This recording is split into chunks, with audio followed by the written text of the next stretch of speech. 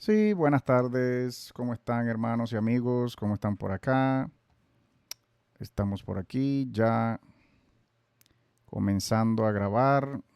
Le hemos dado ya el botón Start Streaming de nuestro programa y no se ve nada todavía en Facebook. Le he dado al botón Transmitir en vivo y tampoco sucede nada. Estamos por Facebook, sí, que alguien nos confirme. Nuestros hermanos, amigos, seguidores en esta hora de este hermoso día, viernes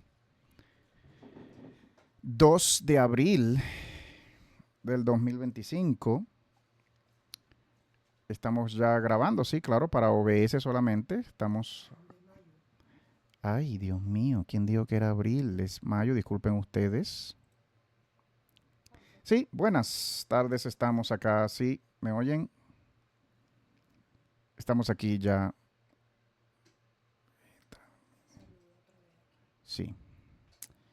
Sí, buenas tardes, sí, buenas tardes. En este momento estamos felices. Buenas tardes, hermanos, amigos, seguidores, discípulos, familia. Buenas tardes, ¿cómo están a todos que me observan desde ya en vivo por estas vías? Estamos en efecto ya saliendo en vivo para todos nuestros amigos, seguidores, hermanos, familiares que están ya conectándose desde este momento a esta transmisión con este su amigo, su hermano, su pastor Teodoro Castillo desde la sede de los ministerios conforme a su corazón, la misma sede de los ministerios del Ser Supremo unicitario sin nombre alguno en todo su ser. Estamos contentos, hermanos. Ya miren ustedes, estamos saliendo por Facebook para toda Colombia, toda Venezuela, toda Latinoamérica, todos los Estados Unidos, Europa, Australia, de donde tenemos siempre amigos, Asia incluso, amigos en Asia, pendientes de nosotros, de estas enseñanzas, de estas transmisiones, hermanos. Estamos una vez más por acá con ustedes, muy contentos, mi esposa y yo, quien envía saludos también. Y bueno, hoy cuando es viernes, ¿no? 2 de mayo, exactamente, 2 de mayo 2025.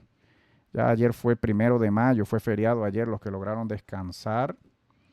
Un día como ayer, un día feriado en Venezuela, en toda Latinoamérica. Sí, quienes, ¿verdad? Pudieron descansar ayer, me alegro por ustedes. Los que no logramos descansar tanto, pues ni modo. Aquí estamos reponiéndonos, pidiendo sus oraciones, pidiendo sus comentarios, siempre tengan a bien como han tenido hasta ahora.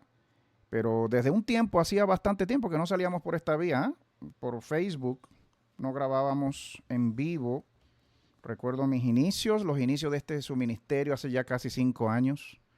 Cumplimos ahorita este mes de mayo, casualmente estamos cumpliendo 5 años este su ministerio. Ministerios conforme al corazón, los ministerios unicitarios del Ser Supremo sin nombre. Casi 5 años, hermano, imagine usted, grabando para usted casi 200 videos en YouTube, casi 3.000 seguidores en YouTube. Por acá pues somos un poco más de, o casi 1.000 personas por acá.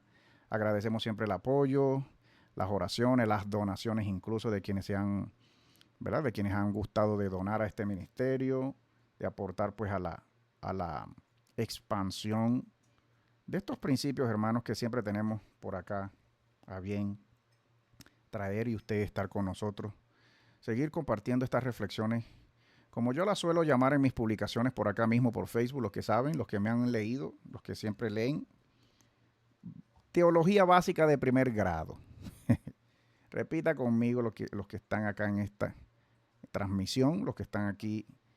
Teología básica de primer grado. Hermano, teología general, ¿no? Teología general, básica. Los principios y los atributos más básicos. Los más básicos, hermano, los más esenciales, los atributos más primarios, esenciales y básicos sobre el Ser Supremo, al que muchos gustan todavía de llamar masculinamente Dios, como si fuera masculino. Otros la llaman diosas o diosa, la diosa. Sistemas matriarcales todavía en este mundo, todavía los hay, hermano. No crea usted que el sexo masculino gobierna y domina en todas partes del mundo y en todas las comunidades y naciones y tribus y pueblos del mundo. No es así. Hay sistemas matriarcales en muchas tribus, sobre todo todavía tribus indígenas aisladas, muy, muy aisladas en selvas y junglas y montañas de este mundo y sobre todo quizás en África, en Asia, quizás en la selva suramericana, pero son sistemas muy curiosamente matriarcales, no son los hombres los que dominan en esos sistemas, ni son dioses masculinos que dominan en esas, o que gobiernan, o que mandan en esas tribus, en esas regiones, hermanos, muy antiguas. Todavía se adora a las diosas en vez de dioses masculinos, como a modo ya muy extendido por el mundo. Son las religiones principales de este mundo, hermano. Tenemos a bien traerle para usted hoy una segunda parte de este video anterior. Como usted lo ve acá en la descripción de este video acá, el origen politeísta del falso monoteísmo moderno, del llamado monoteísmo moderno. La creencia de que en efecto estamos adorando y sirviendo e invocando a un solito Dios en una sola persona, como básicamente o de modo muy teológicamente básico deberíamos estar haciendo. Una solita persona. Una sola persona en todo el ser divino. Es lo más esencial que observamos incluso en nuestras Biblias. Los que somos cristianos, los que son cristianos, los que fuimos cristianos, observamos toda una teología inicial en un Antiguo Testamento donde vemos muchos versículos que nos van diciendo de a poco, aunque en la práctica y en el desarrollo de la lectura no lo veamos así después, pero que en muchos versos del Antiguo Testamento usted puede observar, hermano cristiano, pastor, amigo, pastora, usted puede observar toda una doctrina, toda una teología que le hace creer a usted que es una sola persona, o se nos hace creer originariamente hablando, doctrinalmente hablando, originariamente hablando, que en efecto en un Antiguo Testamento se adoraba a un solo ser divino, a una sola persona, a un solo Dios. Sea masculino o femenino, eso es otro tema, pero que se nos va diciendo que es uno solito, o que era uno solito. Esto comenzamos a hablar un poco más de esto en el video anterior, como se lo estoy diciendo. Este es el video 16 de esta serie, Los dioses falsos de la Biblia. Este es un video 17, una segunda parte de ese video 16, de esa enseñanza en el video 16 de esta serie. Esta es una segunda parte donde queremos continuar considerando varias situaciones literarias que se observan en el texto, muy curiosas, situaciones de traducción muy curiosas, como lo presenta este autor, este doctor en traducción, este filólogo y maestro de los idiomas antiguos, maestro como ninguno quizás hoy por hoy, moderno, o como muy pocos, este maestro del cual he venido hablando durante estos 16 videos, 17 videos, o más de 20 videos realmente sobre este servicio que prestamos al mundo y le prestamos a la humanidad y a la iglesia cristiana y a cualquier iglesia no cristiana también, ayudando a los creyentes, a los que somos creyentes en la existencia, en la presencia, en la autoexistencia eterna de un ser o del ser que llena todas las cosas y llena todo ser viviente y llena toda la vida y sostiene la vida. Los que somos creyentes en ese ser supremo, inteligente, persona, una solita persona, como hemos venido diciendo, no puede ser más de una solita persona, porque si lo llamamos perfecto, tiene que ser obligadamente una solita persona. Porque la perfección, como ya venimos diciendo, compartiendo, creyendo, exponiendo, explicando, la perfección, si a ese ser lo llamamos perfecto, tenemos que creer finalmente, todos los creyentes, que Él es, y ha sido siempre, y será por siempre, una sola persona. Porque cuando decimos que ese ser pasa a ser dos personas, ya la primera persona dejó de ser suficiente. Si venimos a decir que esa primera persona o esa persona original que muchos gustan de llamar masculinamente padre y que otras personas, otras comunidades gustan de llamar femeninamente madre, si pasamos a decir, no, es que ahora son dos personas o hay una segunda persona, entonces ya la primera persona no fue suficiente, dejó de ser perfecta. Dejó de haber perfección en la primera persona. Muy lógicamente, ¿verdad? ¿Sí? Quienes me van siguiendo y quienes entienden que nuestra fe, nuestra confianza y esperanza, una cosa es la esperanza y la confianza ciega en un ser que llamamos todopoderoso y todo amoroso y todo bondadoso. Una cosa es la fe ciega y otra cosa es la doctrina. Otra cosa es el creer la doctrina de un modo ciego, doctrinas que a todas luces hay que echarle cabeza y que muchas de ellas no pasan el estudio, el mínimo estudio, la mínima concepción, el mínimo razonamiento un tanto lógico, porque no podemos decir al final para nada que el Ser Supremo Perfecto es perfectamente lógico al entendimiento humano, no podemos decirlo como tal, pero que una cosa es la confianza, la esperanza en la salvación, en la protección, en la provisión, en los beneficios que tenemos por creer en ese ser, en la existencia de ese ser que llamamos el Ser Todopoderoso, el Ser Todo Bondadoso, y otra cosa es creernos ciegamente cualquier cosa a modo doctrinal que se nos presentan en cualquier libro y en cualquier religión y en cualquier altar, en cualquier púlpito de cualquier persona. Eso es otra cosa. No podemos seguir confundiendo lo que es fe en la salvación, en la protección, en la bondad del Ser Todopoderoso, a confundirlo con una fe ciega en cualquier cosa que nos digan de Él, de ese ser, sobre ese ser esencial que llamamos perfecto. Son dos cosas diferentes, hermano. Yo espero que usted pueda, o que podamos, en la medida, Dios mío, en la medida que vamos inspirándonos, en la medida que vamos reflexionando cada vez más, que usted va inspirándose cada vez más en la comprensión de que ese ser es verdaderamente perfecto. Ese ser que usted llama perfecto, ese ser inteligente, autoexistente, eterno, invisible, infinito, sin género, sin sexo, como se lo explicaba yo en estos días una vez más y como sigo explicando y explicaré siempre por este video, no me voy a cansar jamás de explicar estas cosas básicas, de contarle, de ayudarle a usted, de invitarle a usted a reflexionar en estas cositas básicas, hermano. Es lo que llamamos teología básica. Los atributos básicos, aún en los seminarios cristianos, aún en los seminarios musulmanes, en los seminarios budistas, en los seminarios hinduistas de este mundo. Cuando usted comienza a realizar estudios en estos seminarios de formación de obispos y de ministros de cualquiera de estas religiones, usted va a pasar por una materia que se llama teología básica.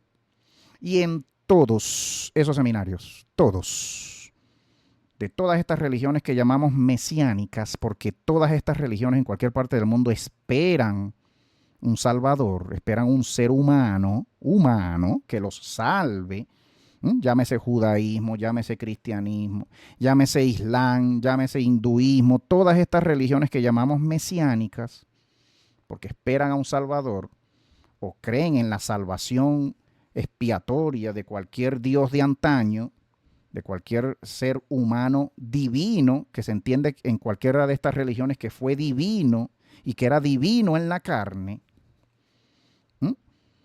y que murió o que realizó obras expiatorias de cualquier otro tipo, llámese muerte vicaria o llámese obras de sanidad o milagros, como sea que se llama en cualquier religión, o a través de sus doctrinas, de sus enseñanzas en cualquiera de estas religiones, ¿verdad? Tenemos que seguir entendiendo y comprendiendo que en todas estas religiones se nos dice, y en estos seminarios y en sus libros sagrados de todas estas religiones se presenta el atributo más básico de este llamado Dios, en cualquiera de estas religiones que cree y predica, que creen en uno solito, o en cualquiera de estas religiones que creen que el ser perfecto se compone de más de una persona,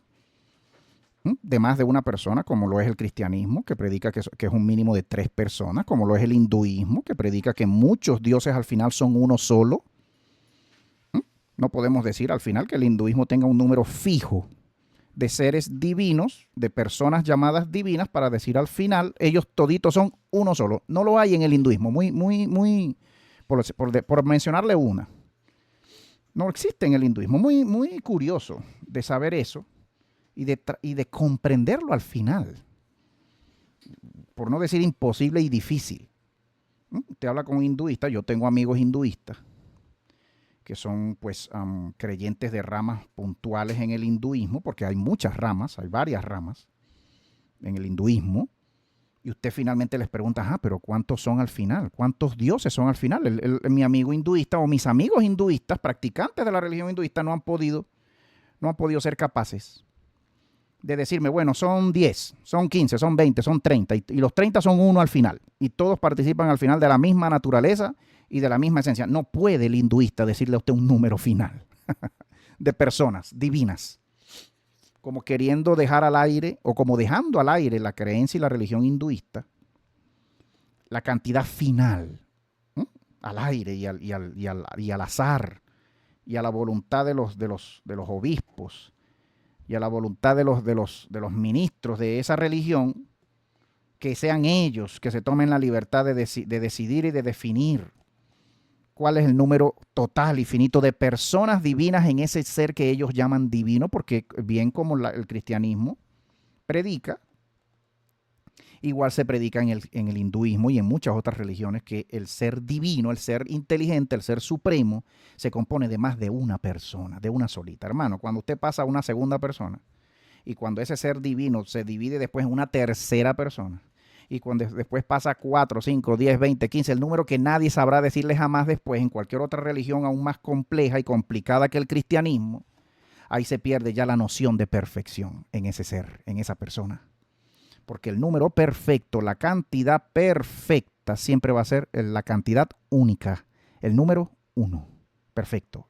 Ese ser solito y él solamente, y ese ser solamente es la perfección en persona, porque es persona. Creemos acá en el seno de este ministerio, este es su servidor, mi esposa y yo, no creemos precisamente que sea una energía etérea, que sea una energía, el universo es energía, que sea un espíritu ahí que no se pueda ni entender, que sea una esencia, un tipo de ser que no se pueda ni entender, o que sea algo más complejo de lo que puede ser la persona perfecta, que al final no es compleja para nada, es la persona más básica.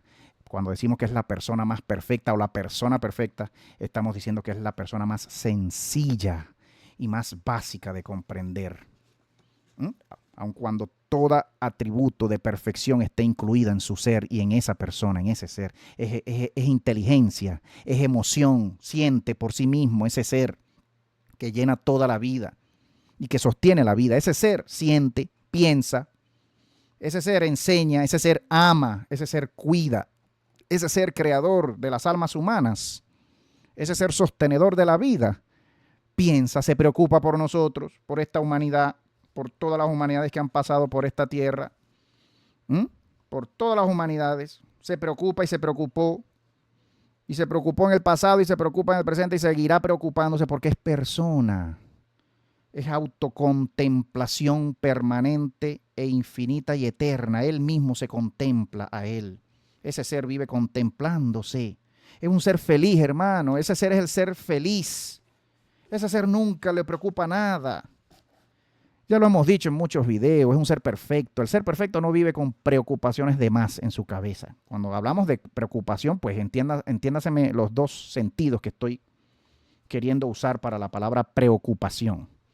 No es una preocupación como la suya. Ese ser no siente la preocupación como usted la siente, como yo la siento. No es como la suya y la mía, que vivimos estresados, que vivimos angustiados, que vivimos faltos de fe, que vivimos faltos de confianza, de esperanza. No es la preocupación que siente ese ser perfecto. Cuando yo digo que se preocupa, es que piensa sencillamente. Piensa en ti, piensa en mí. Se toma el tiempo, su tiempo de él, su tiempo perfecto de él, para él pensar de ese ser. Cuando digo de él, no estoy diciendo que sea masculino, porque no es masculino. Estoy hablando del ser neutro, del ser sin sexo, del ser perfecto sin sexo, el ser creador. Hemos venido hablando de todos estos atributos poco a poco, atributos perfectos, cada vez más perfectos, y atribuciones perfectas que tenemos obligadamente que atribuirle a ese ser que llamamos perfecto, y que no podemos seguir creyendo que es humano, porque no hay ninguna perfección en el alma humana. No hay ninguna perfección, o por lo menos yo no la veo, hermano. Yo no sé si usted diga que usted es perfecta. Usted dirá, yo soy perfecta. ¿Ah? Usted dirá, mi esposo es perfecto. Unos dirán, mi esposa Es la mujer perfecta, Dios mío.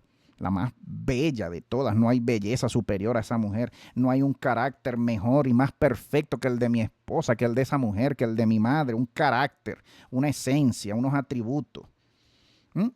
El ser perfecto es infinito, es invisible. Por ser perfecto es infinito. No hay modo que usted lo comprenda visualmente, encerrado en un cuerpo, porque es infinito. ¿Mm?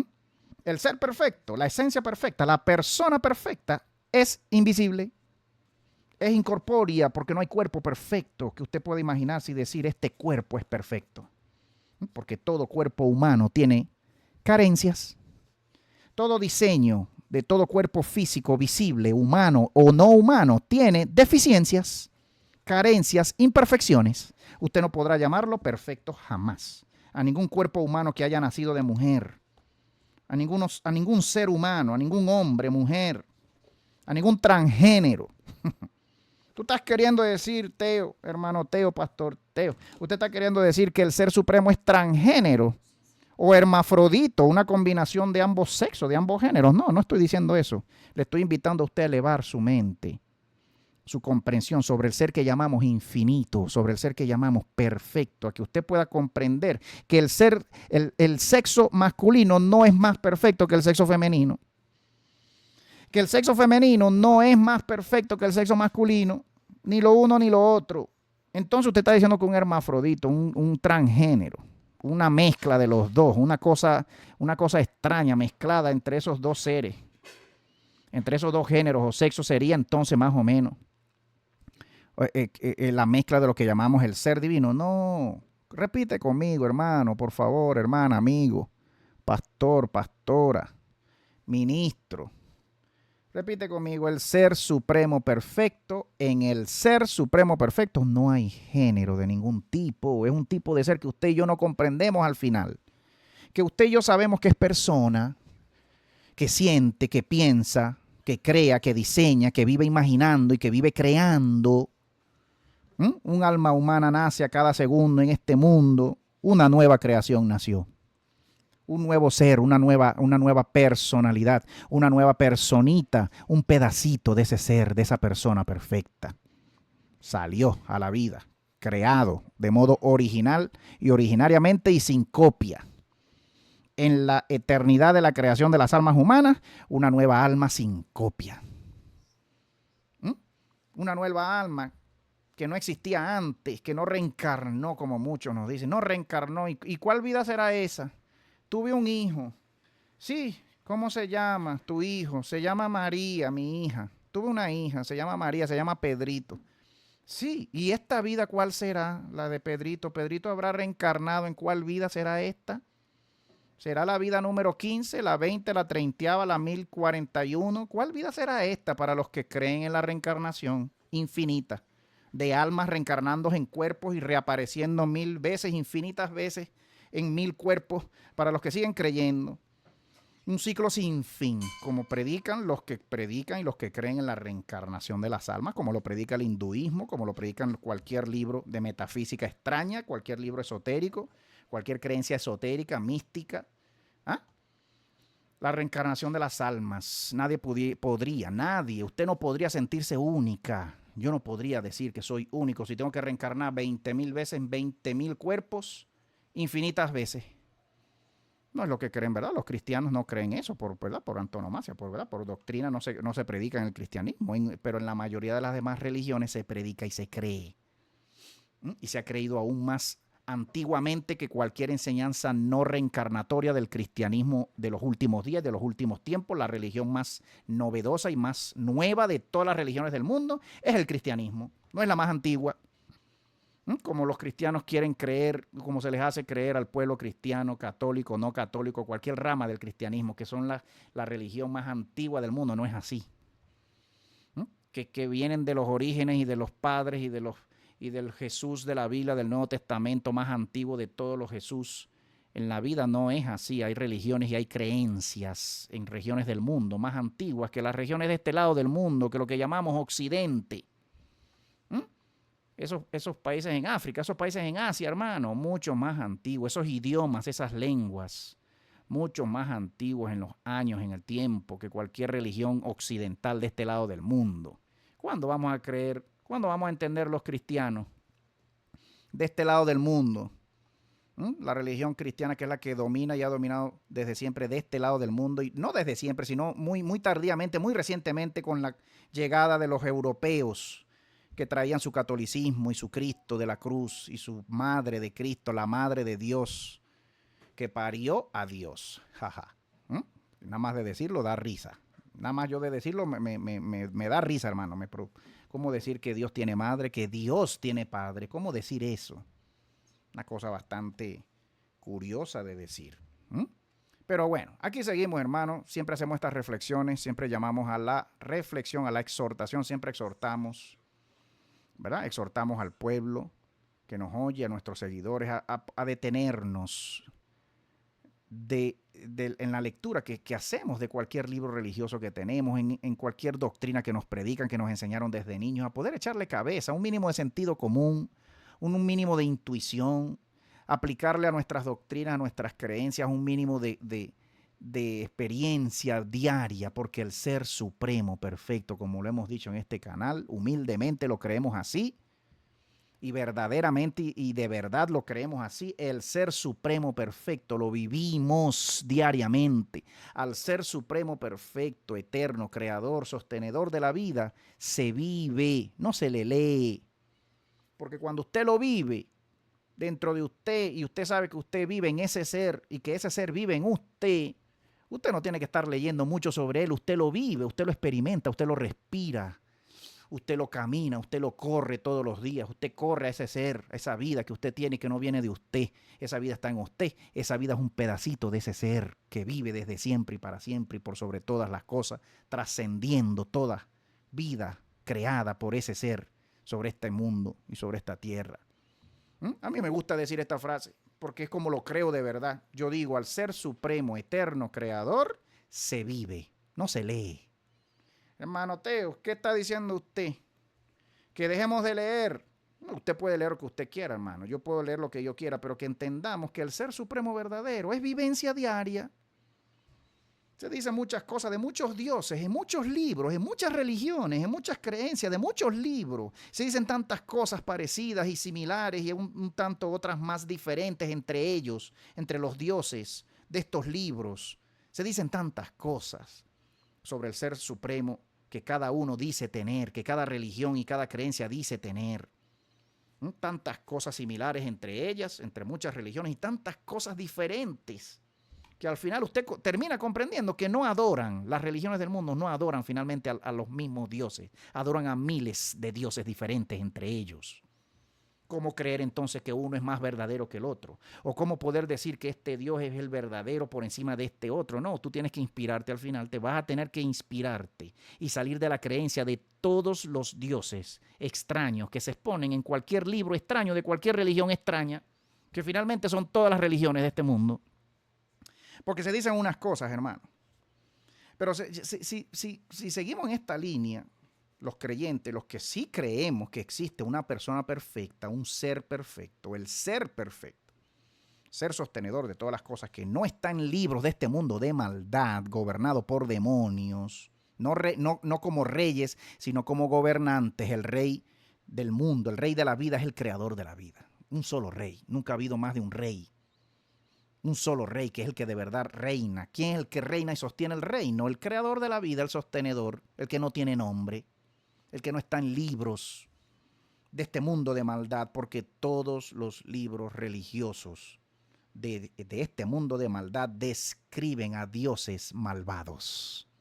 Que si usted le echa cabeza y usted lee profundamente, usted va a descubrir la presencia de que esos dioses son malvados, hicieron maldad, hicieron genocidios, hicieron asesinatos, cometieron atrocidades, crímenes de lesa humanidad, y usted sigue creyendo que son dioses muy perfectos y muy amorosos.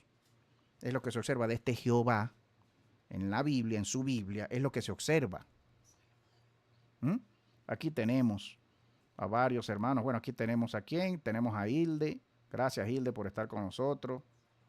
Tenemos aquí, sí, está conectado Hilde Alfredo, saludos. Aquí vamos, Hilde, un tantito aquí compartiendo hoy viernes. 2 de mayo 2025. Discúlpenos quienes nos están escuchando desde el inicio de esta transmisión. Tuvimos algunas situaciones al inicio, ¿no? Imagino que se vieron en vivo acá. Discúlpenos ustedes, pero logramos entrar. Estábamos todavía comentando al inicio de este video. Y aquí vamos, Hilde, invitándote a que pensemos en esta quinta parte de este capítulo 8. De este capítulo 8 de esta serie, Los dioses falsos de la Biblia. Mire, este Jehová, hermano, como la mayoría de cualquiera de estos dioses en cualquier libro, de cualquier religión de este mundo. Aquí observamos al doctor Biglino diciéndolo, Jehová habla de sí mismo. Vamos a ver qué dice este Jehová, hablando él de él mismo. Porque no es lo mismo que a usted le hablen de la señora María de la esquina de la calle y a usted le cuenten 1000 cosas sobre María, chismeándole a usted, su vecina de al lado chismeándole a usted sobre María, la otra vecina, a que usted mismo conozca a María y usted la oiga y usted vea cómo habla María y qué dice María de ella misma. No es lo mismo, jamás. Que usted conozca a alguien por escucharla directamente, por leerla, leer su pensamiento, a que usted oiga y sepa y se entere sobre María porque le contó su mamá, su hermanito, su hermana, alguien le contó sobre María. No es lo mismo. Mira acá Jehová hablando de él mismo. Vamos ahora a pasar a estudiar de modo breve las preguntas sobre el nombre de Jehová, el nombre de Yahweh, las preguntas concernientes a ese nombre. Aquí daremos meramente, dice aquí el doctor Biglino, algunos pensamientos a lo que llamamos, a la actitud que este llamado Dios, entre comillas, toma, a la actitud que toma Jehová con respecto a su supuesta unicidad que se presenta en su Biblia, en mi Biblia. En el capítulo 19, en los capítulos 19 al 40 del libro de Éxodo, en la Biblia, Jehová le habla a Moisés en la montaña y le da una serie de mandamientos, reglas, regulaciones que forman el cuerpo actual de la ley modelada después de los pactos militares que se hicieron y después de toda la lucha, ¿verdad?, militar que vino realizando Israel, enfrentándose con los egipcios y saliendo ¿verdad?, de ser esclavos de los egipcios y pasando a tener Israel, pues, ahora una identidad como nación en el desierto. Este cuerpo monumental de leyes encuentra su base en una afirmación que se hace en Éxodos capítulo 6, verso 7, donde Yahvé o Jehová, Yahweh, dice, yo te tomé o yo te tomaré como un pueblo para mí mismo y seré un Elohim, ¿verdad?, en forma singular, aunque la palabra es plural, y seré un Elohim para ti. Esta elección ata a Israel a Yahweh, dice acá el autor. Esta elección ata a Israel a Jehová, un miembro, diciendo pues el doctor Biglino, como venimos presentando sus análisis, diciendo que Jehová es un solo miembro de los llamados Elohim, o una raza de individuos entre muchas otras razas de individuos llamadas divinas, entre muchas otras razas de individuos llamadas estas razas divinas o llamadas eloginas o Elohim, como una atadura exclusiva entre este Elohim llamado Jehová y este pueblo llamado Israel. En el Éxodo capítulo 20, de los versos 2 al 3, encontramos una vez más la necesidad de identificar y representar de una vez, la necesidad de identificarse y de representarse ya mencionado en esos versos, pero aquí se expresa de un modo que lo hace más directo y entendible.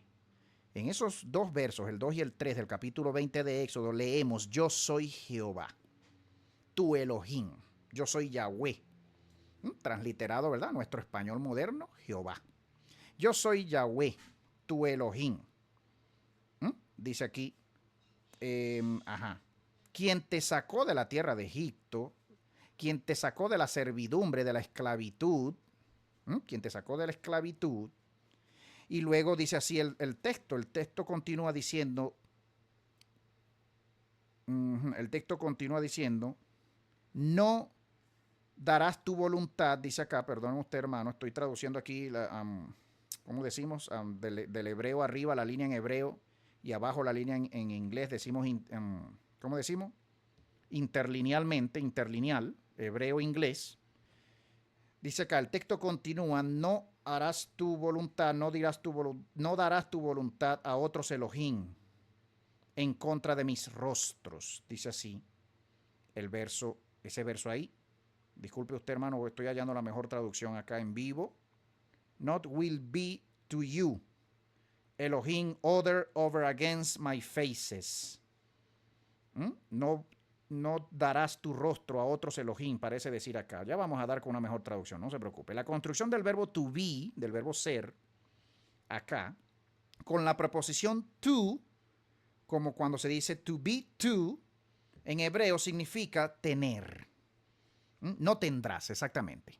¿Ves? Esta construcción con el verbo to be del hebreo significa el verbo tener. No tendrás otros dioses aparte de mí o en contra de mí. Habiéndose identificado él mismo, este Jehová impone la obligación perentoria de no tener otros dioses por encima de él o aparte de él. Los israelitas no deben, no pueden, no deben, are not to, como no tienen, o no deben, más bien, el verbo deber acá, los israelitas no deben representarlos o hacerse representaciones de otros dioses o postrarse a ellos delante de ellos. Es la orden que le da Jehová aquí. Sabemos la razón para este mandamiento. Una vez más, este Jehová afirma en Éxodo 25. Sabemos cuál es la razón para este mandamiento, porque este Jehová en el siguiente verso 5 del capítulo 20 afirma que él, Jehová, ay Yahweh, yo Jehová soy tu Dios celoso, soy Dios, soy tu Elohim, Dios celoso, el jealous, ay Yahweh Elohim, your el jealous. Una vez más se hace claro que hay en efecto rivales que pueden levantar la ira o la envidia de Jehová. Un riesgo real que él trata de destruir, to avert, que él trata de sobreponerse, avert, con una terrible amenaza al pueblo de Israel. Yo soy Dios celoso. A mí me dan celos cuando ustedes se van con otros dioses. Por el pecado de los padres, él castigará a sus hijos hasta la tercera y cuarta generaciones. Una traducción más ya directa acá. En inglés la tenemos. No te arrodillarás delante de ellos ni los adorarás, porque yo, Jehová, tu Elohim, soy un el celosos, que castigo a los hijos por la maldad de los padres hasta la tercera y cuarta generación de los que me odian, de aquellos que me odian. Usted se imagina al Ser Supremo verdadero, hermano, peleando. Usted de verdad se lo puede imaginar al Ser Supremo verdadero, al único, al que tiene todo poder, al que no tiene que medirse en batalla con ninguno, porque para medirse en batalla con él es sencillamente su destrucción y ya. Su destrucción, medirse en la batalla. Si de verdad el Ser Supremo verdadero fuese humano, o como dice el texto, que se pone una armadura y sale a pelear con sus rivales, ¿verdad? Que sale a pelear y a echarse cuchillo y espada, como se le presenta al Jehová de la Biblia. Usted se imagina de verdad pelear contra el ser creador de la vida, que así como da la vida la puede quitar así con un chasquido de sus dedos, si tuviese dedos de verdad, si fuese humano de verdad. ¿Usted se imagina esa imagen? Yo no me la imagino. Porque no me imagino al Ser Supremo eterno, perfecto, humano. No me lo imagino con ninguna armadura. No me lo imagino con cuerpo. Y como no me lo imagino con cuerpo alguno, no me puedo imaginar ninguna armadura sobre él, ninguna espada sobre ese ser o portando una espada. Se hizo humano, entró en un cuerpo humano. Entró en un cuerpo humano. Habitó en un cuerpo humano y ese cuerpo humano salió a echar cuchillo y espada y a matarse con sus enemigos, porque no los puede destruir así, con verlos nada más. No puede, él tiene que salir a echar cuchillo, a echar espada, a la batalla, como se le muestra al Jehová de los libros, que salía a la batalla y peleaba con Israel, de la mano con Israel para vencer a sus enemigos, y en muchas partes de la Biblia se observa que Israel perdía la batalla.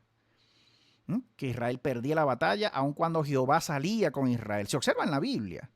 A veces Israel peleando solo sin Jehová, o a veces peleando con Jehová. Como fuese, Israel era el pueblo de Jehová. Israel debía ganar todas las batallas y Jehová era el Dios verdadero. Tenía que ganar todas sus batallas. No es lo que se observa en el libro. En el libro se observa a Israel siendo destruido en la batalla, siendo invadido, y el Ser Supremo verdadero no teniendo ningún poder para salvar a Israel en la batalla contra sus enemigos. Se observa muchas veces, hermano, en muchos pasajes, en muchos libros, en el Antiguo Testamento. Muy curioso, para que usted se detenga, para que yo me detenga y diga, cónchale, pero ok, era un pueblo pecador, pero como si era el pueblo escogido de Jehová, cómo era que Jehová dejaba que los otros, más paganos que Israel y más malvados y más genocidas y más come niños que el pueblo de Israel, venciera al pueblo de Israel, que era el pueblo escogido de Jehová, porque Jehová era el Dios verdadero. O sea, usted debe hacerse esas preguntas. Yo me las hago. Yo no sé si usted se las hace, se las hará algún día, no lo sé, pero yo sí me las tengo que hacer. Y me parece muy sospechoso eso. Mire acá, ¿quiénes son o cuáles eran las directrices de dicha, o cuáles eran quiénes eran, dice acá la pregunta, los sujetos de dicha ira? ¿Quiénes eran los sujetos de dicha ira en ese verso? Éxodo 25. Esta amenaza va directa a aquellos que me odian, entre comillas, literalmente. A aquellos que me odian. Pero el verbo saná, que se observa ahí, con 3 caracteres hebreos, el verbo saná, las traducciones tradicionales usualmente arrojan que es la palabra hate, traducida al inglés como hate, que al español significa odiar. Pero el verbo saná, las traducciones, con respecto al verbo saná, las traducciones tradicionales usualmente arrojan la palabra hate, que no significa exactamente de hechos odiar como tal. Dice acá, vamos a ver qué dice acá el autor. Si queremos parafrasear este pasaje, deberíamos decir castigando o que castigo a los hijos por el pecado de los padres hasta la tercera y cuarta generación de aquellos que no muestran un respeto exclusivo y una adoración exclusiva hacia mí. En todo caso, es lo que ampliando el verbo significa más literalmente el verbo en esa frase. Dice acá el traductor. Una cosa, hermano, un traductor no tiene por qué ir tan lejos como colocar el verbo odiar al Elohim, como para ser castigado, dice acá el traductor. Este traductor profesional, jefe de traducción del Vaticano por muchos años, los últimos 30 años antes de dejar al Vaticano, el doctor Viglino, dice acá que esta es una mala traducción aquí, como tal, que debió haberse explicado mejor ese verbo, odiar.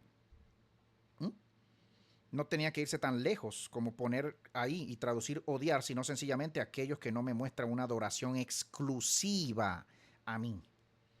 Una adoración y un respeto exclusivo a mí, como para no ser castigados. Era suficiente con... It was sufficient. Era suficiente con correr, voltearse de Jehová y irse a otros dioses. Era suficiente con colocar esa frase así. La severidad del castigo testifica que el riesgo de alguien que traicionara, dice acá más abajo, dice que la severidad del castigo testifica que el riesgo de que alguien traicionara la debida lealtad a Jehová era real, era posible y probablemente no era infrecuente. O sea, que era probablemente algo que sucedía de modo frecuente. La traición a Jehová. Efectivamente, Hilde, así es, hermano. Muchas similitudes entre las religiones abrahámicas, musulmanas, judías, cristianas. Eso es correcto, eso es verdad. Eso es verdad y es lo que tratamos de hacer ver de a poco, este esfuerzo que hacemos en este ministerio, en este servicio, a la iglesia cristiana y a la iglesia no cristiana también, a cualquier creyente, ¿verdad? Es lo que tratamos de recordar de a poco.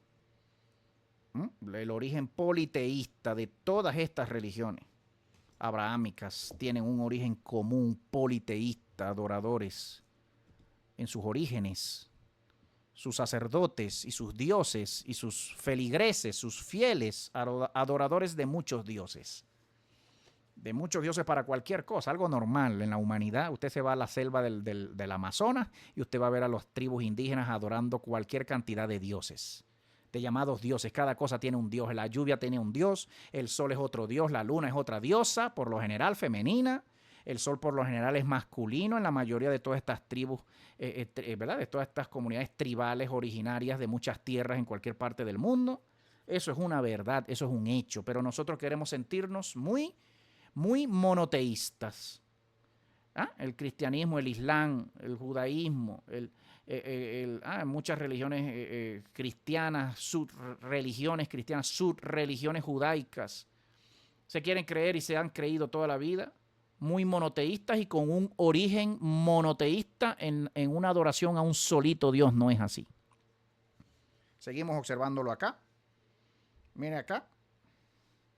Habiendo establecido que Moisés no se presenta a sí mismo como un ser monoteísta, habiéndose ya establecido eso y habiéndolo visto en el texto, debemos decir entonces que estrictamente hablando, él no era tampoco un monolatrista, tampoco era un ser monolatrista. ¿Cuál es la diferencia entonces, hermano Teo? ¿Cuál es la diferencia entre un llamado monoteísmo y un llamado monolatrismo? Un monoteísmo, habiéndose establecido que no era monoteísta, es decir, que era politeísta, que creía en muchos dioses, tampoco se puede decir que era monolatrista, que terminase creyendo que todos los dioses que adoraban eran uno solo al final, o representaban una sola esencia, o una sola persona al final. No se puede decir ni lo uno ni lo otro, es lo que dice aquí el autor. La monolatría se define como la adoración de un solo Dios sobre otros. Como un solo Dios sobre otros. Eso es lo que definimos como monolatría, pero que en efecto acepta la existencia de otros dioses. Es la definición de monolatría. Sin embargo, la definición presupone la creencia en la existencia de otras deidades, ¿verdad? De deidades comúnmente entendidas, de la existencia de deidades comúnmente entendidas, mientras que a la luz de la Biblia, de lo que observamos a la Biblia, se confronta con diferentes situaciones. Al mismo tiempo que si observamos a la Biblia, dice acá el doctor Biglino, somos confrontados con situaciones diferentes. Los Elohim, que se llamaban a sí mismos Jehová o el Elohim, de modo singular, como quiera, singular o plural, no era uno de muchos dioses de una religión politeísta, sino un miembro o una raza de miembros de rangos de deidades diferentemente llamados Anunnaki, que eran llamados de modo diverso como o Anunnakis, o Igigi, o Neterus, o Ilanus o Elohines, todos significando lo mismo, que eran individuos de carne y sangre, de carne y hueso, como usted y como yo, quienes habían llegado a la tierra, bajaron, descendieron a esta tierra, a este plano, estos continentes donde vivimos usted y yo, formaron al Adán de antaño, al primer hombre, a su imagen de ellos, usando su semen de ellos, su semilla, su ADN de ellos mismos, formaron una nueva humanidad a partir de su semilla, dice así, de su semilla de ellos mismos, estos llamados dioses de antaño, estos llamados dioses de estos libros. No se está hablando de ningún ser supremo, verdadero, invisible, infinito, se está hablando de dioses carnales, se está hablando de demonios, de humanidades anteriores a la suya y a la mía. Cuando se dice que ellos crearon a su imagen de ellos, a su forma humana, a la misma imagen humana que ellos tenían, estos llamados dioses gigantes y humanidades gigantes de antaño, pasaron a alterarse genéticamente, alterando su semen, su selen, es lo que estudiamos ya en videos anteriores, su semilla, su ADN, y creando humanidades menores en altura para servirse de ellos y usarlos como esclavos y sirvientes, como se observa en muchos libros, en muchas películas, como se observan los fósiles que encontramos y que se encuentran en cualquier país del mundo, fósiles de gigantes de 10 metros, 15 metros, 20 metros, fósiles de animales de cualquier tamaño gigante, de humanidades y de civilizaciones antiguas, anteriores a las nuestras. Y eventualmente pasaron a este Adán, a esta raza llamada Adán, a esta raza de hombres, de nuevas humanidades llamadas Adán, pasaron todo lo que era necesario para crearles cultura o para que ellos creasen también cultura y civilizaciones. Moisés luego no era ni monoteísta ni monolatrista, sino que era un estratega muy habilidoso, dice acá, que hizo un pacto con uno de los muy posiblemente, con muchos, dice acá, con uno de los muchos señores, posiblemente señores locales de su tiempo. Hizo un pacto sencillamente. Moisés se muestra como un ser humano, como una humanidad inferior, obviamente, una humanidad creyente, un ser, un individuo, una raza, bien posiblemente también, de una humanidad que terminó haciendo un pacto con uno de estas humanidades gigantes llamadas divinas, llamadas Jehová. Es la conclusión final de este doctor, hermano, y es la misma que yo llego también. Cuando observamos y hacemos un estudio más profundo, más filológico, más etimológico, un estudio más científico, más antropológico y más arqueológico, más basado en lo que nos dicen las culturas de esos tiempos, lo que nos dice la historia oficial incluso y hasta extraoficial de esos tiempos antiguos y de esas civilizaciones antiguas. Usted y yo no podemos seguir identificando a estos dioses imperfectos, a estos seres destructivos y destructores, imperfectos, genocidas, asesinos, come niños, come gente, de estos libros como el Ser Supremo Verdadero. Usted y yo ya no podemos seguir identificando a estos seres que observamos con lujo de detalles, lo que decían, cómo lo decían, lo que hacían, cómo lo hacían, cómo cometían sus asesinatos y sus genocidios. Usted no puede seguir identificando a estos seres imperfectos con el Ser Supremo perfecto que usted y yo sabemos que es perfecto y que es todo amor en todo momento, que es eterno, que nunca muere. Hermano, de verdad a mí me da pena escuchar doctores, ministros, pastores, sobre todo, cristianos y no cristianos también. A mí me da mucha pena y me da preocupación y me da pena y me da a veces hasta Dios mío, pero ¿cómo seguir diciendo que el Ser Supremo eterno, que usted se atreve a usar esa palabra en el nombre, ¿verdad? Cuando algunos dicen, sí, el Ser Eterno. ¿Cómo decir que el Ser Eterno muere o vino y murió y tuvo un cuerpo y murió? Yo te pregunto, ¿era eterno? Porque si era eterno era para no morir nunca. Era un ser que jamás muere de ningún tipo. Jamás sufre ninguna transformación ni espiritual ni carnal. Porque es eterno. Su ser, su vida es eterna, jamás podrás decir, no, es que lo que hizo fue cambiar de esencia, tomó una nueva esencia, era un espíritu antes y luego tomó una forma carnal y ya, tomó una nueva esencia. No fue que murió y dejó de vivir, no, Teo, y mucho menos después de tomar la nueva esencia corporal, pasó entonces a otra vez a una esencia espiritual y se dice que murió, los libros traducen así, murió, dejó de vivir en el cuerpo carnal porque volvió a su cuerpo espiritual, al cuerpo que tenía antes de tomar el cuerpo carnal. Entonces uno ve esos personajes que llamamos dioses en esos libros cambiando de seres, cambiando de esencias, cambiando de cuerpos entre lo espiritual y lo carnal y uno dice, Dios mío, era espiritual, se hizo carnal, después volvió a ser espiritual, después volvió a tomar un cuerpo de gloria y se hizo visible. Y después volvió y subió y se volvió a volver espíritu para poder sentarse delante de su Padre. Uno dice, Dios mío, un Dios, ¿qué le pasa a ese Dios? ¿Qué le pasa a ese ser que vive cambiando de allá para acá y de aquí para allá y de allá para acá? Y uno no entiende finalmente cuál es el propósito de tanto cambio. De tanto cambio cuando decimos que ese ser es perfecto. El ser perfecto jamás cambia en nada. Usted podrá entender eso algún día, hermano. Yo le oro al Ser Supremo perfecto, que le ayude a entender eso.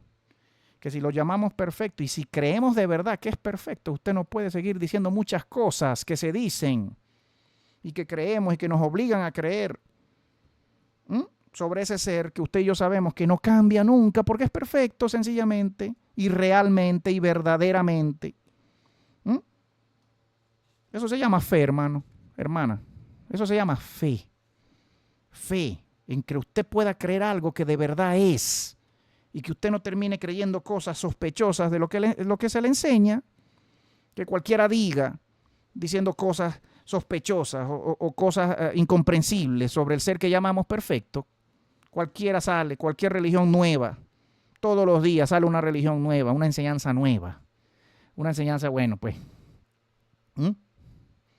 Eso es correcto. Las religiones como instituciones propiamente dicho se crearon para controlar y manipular a las masas. Cualquier religión. Eso es correcto. Acá nuestro amigo Hilde, nuestro hermano Hilde, de donde sea que nos esté escribiendo, hermano, y quien sea que nos esté oyendo en este momento. Si avanzamos acá, hermano, disculpe usted, ¿cuánto tiempo tenemos ya? Si avanzamos aquí, tenemos apenas una horita. Vamos a ver si avanzamos un tantito más. Mira acá esta siguiente parte 6 de este capítulo 8, de esta parte 17. De esta serie, los dioses falsos de su Biblia, de mi Biblia y de cualquier libro. Yo debía haber puesto los dioses falsos de todas las religiones, de todos los libros sagrados, de todas las religiones del mundo. Así debía haberle puesto a esta serie. Pero bueno, como sea que estamos basando estas reflexiones en la Biblia primeramente, ya luego pasaremos en algún momento a estudiar el Corán, a estudiar a los dioses falsos del Corán, a los dioses falsos del hinduismo, a los dioses falsos de cualquier otra religión. Ya lo haremos en su momento, esperemos que sí, aunque su servidor ya se sirve de muchos videos de muchos maestros en otros canales de YouTube y de Facebook, y los reposteo por estas vías, no por esta vía ministerial, no por este canal, sino por mi canal personal, Teo Castillo. Usted puede buscarme, teocastillo.96, teo.castillo.96. Así puede buscarme usted en Facebook. Me va a encontrar y usted podrá ver todo lo que posteamos diariamente. Estudios y entrevistas a muchos doctores, pastores, ministros, incluso a teólogos cristianos y no cristianos también, pero sobre todo a doctores seculares, filólogos, historiadores, sociólogos, psicólogos incluso, hablando, hermano, de todo el fenómeno religioso, de la fenomenología de la religión a nivel mundial, y exponiendo, hermano, desenmascarando mucho engaño de muchas instituciones gobernantes del mundo a través de la fe, a través de su fe, de mi fe, de nuestros bolsillos, a través de su bolsillo y de mi bolsillo. Acá, saludo de Colombia y de allá en el Reino Unido, en Gran Bretaña, en Southampton, nos oyen desde Gran Bretaña, desde Europa. Saludo, hermano, gracias por tu tiempo, tu familia, el Ser Supremo, no humano, los bendiga siempre. A ti, a toda tu familia, a todos los que nos están escuchando por acá, que invitamos, ¿verdad? Compartan siempre sus impresiones, dele me gusta a este video, comparta este video si usted siente que aprende algo, únase a este canal, ¿verdad? Ore por nosotros, deje su motivo de oración aquí también para nosotros orar por usted, que es lo que hacemos también en este ministerio. Oramos por el mundo, oramos por nuestros amigos, nuestros hermanos, nuestros familiares. Deja acá su impresión, su comentario, sus preguntas si tiene, pero seguimos acá. Aquí decimos esta parte 6, la escogencia o la elección de Josué. Mira ahora las impresiones de este traductor profesional, ¿verdad? En esta parte, Joshua's Choice, la escogencia o la selección, ¿sí?, de Josué. Si Moisés no era un monoteísta, como ya hemos dejado en claro acá, si Moisés no era monoteísta, ¿por qué podemos decir que su sucesor, Josué, qué podríamos decir sobre su sucesor, sobre Josué? Si ya hemos visto que Moisés en efecto no era monoteísta. Podemos encontrar una respuesta a esta pregunta en el libro de Josué, capítulo 24. Josué llama a todas las tribus de Israel, las reúne en una asamblea en la región de Siquén y convoca a los ancianos, a los jefes, a los jueces y a los oficiales delante de el Elohim, delante de Jehová, delante del Dios o de los dioses.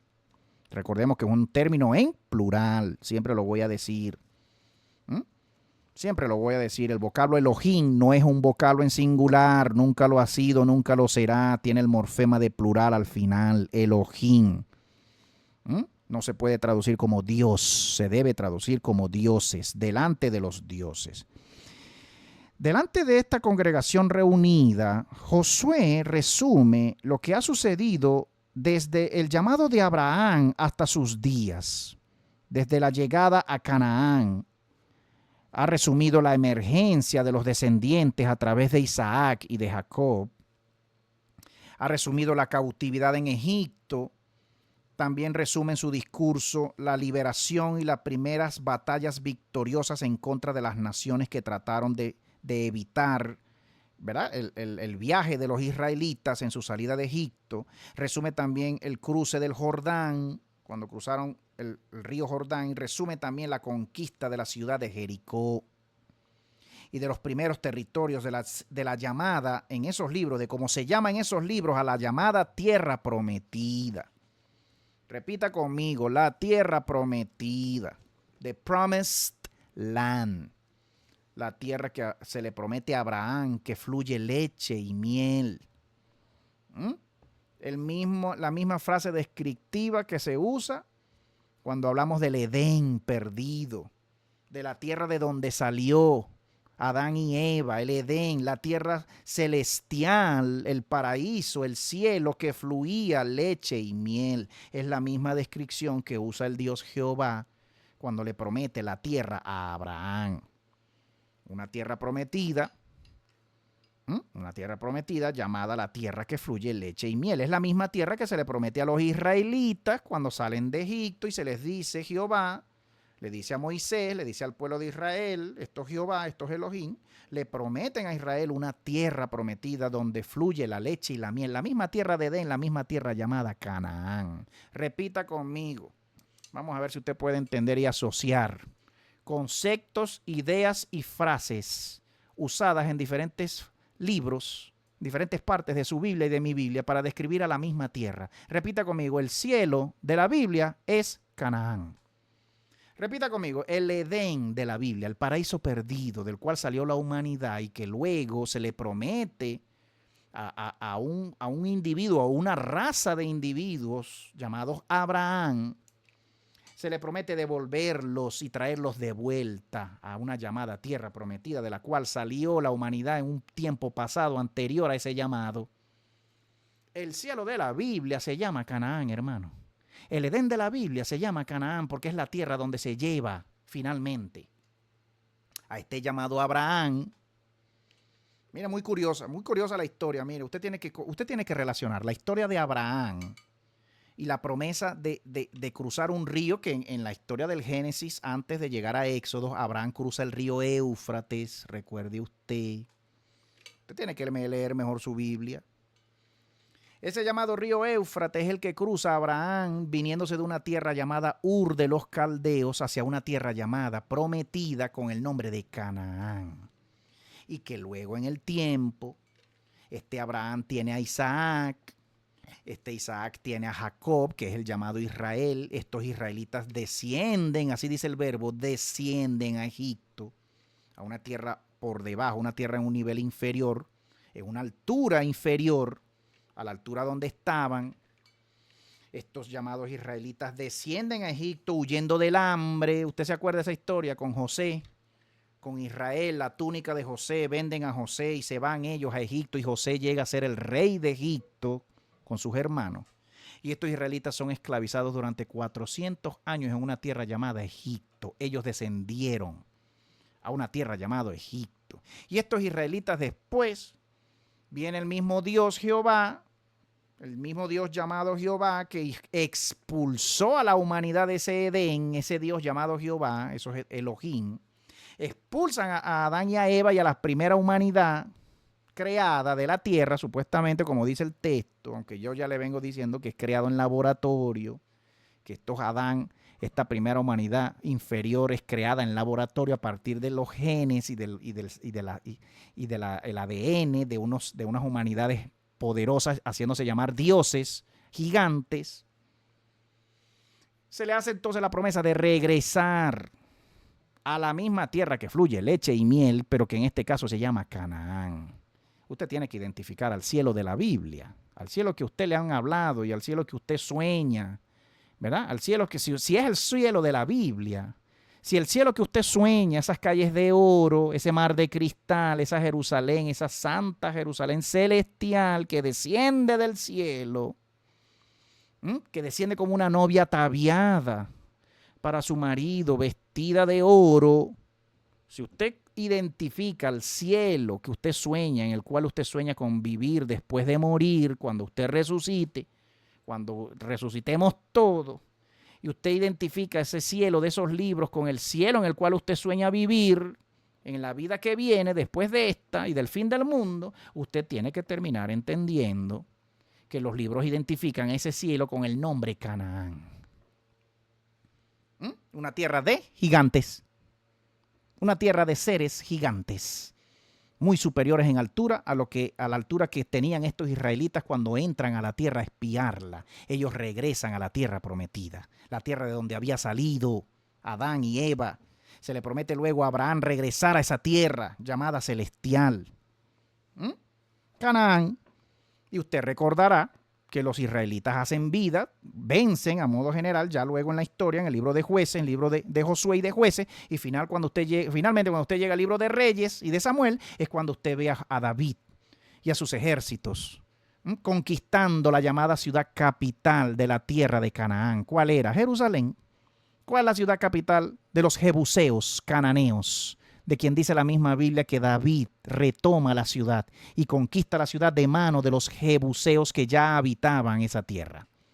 Toda esa tierra era una tierra de gigantes. La tierra de Filistea, la llamada Filistea, las llamadas tierras de los gigantes filisteos de Goliat y sus hermanos, y la misma ciudad de Jerusalén en una tierra llamada Judea, al sur de esa tierra llamada prometida, de esa tierra llamada Canaán. Usted tiene que comprender que ese llamado cielo de la Biblia es una tierra física, perfectamente física, y que estaba habitada por gigantes. Vivían los gigantes ahí. Y que luego Israel, cuando regresa a esa tierra, a ese cielo, tuvo que matar y aniquilar a esos gigantes para después vencer y tomar la ciudad llamada capital de toda esa tierra llamada Jerusalén. ¿O no es así, hermano? Como le estoy contando. ¿O no tiene razón, no tiene sentido lo que estoy diciendo? Hermano, hermana, pastor, si se toma el tiempo de considerar lo que estoy diciendo en este momento. Seguimos acá, mire, disculpe usted mi pasión y mi querer explicarme mejor con todos estos pensamientos. Pero mira acá, luego de que Josué ha finalizado de enumerar a todos sus logros alcanzados con la ayuda de Yahweh, de Jehová, se vuelve al pueblo y le dice: ahora temamos a Jehová y sirvámosles con toda fidelidad. Echemos afuera a los dioses de sus ancestros, que sus ancestros adoraron más allá o del otro lado del río Éufrates y en Egipto. Desháganse. Deshagámonos todos de los dioses que sus ancestros adoraron más allá del río Éufrates y en Egipto, allá de donde veníamos antes de cruzar el Éufrates, donde vivíamos antes, y sirvamos a Jehová. Josué 24:14.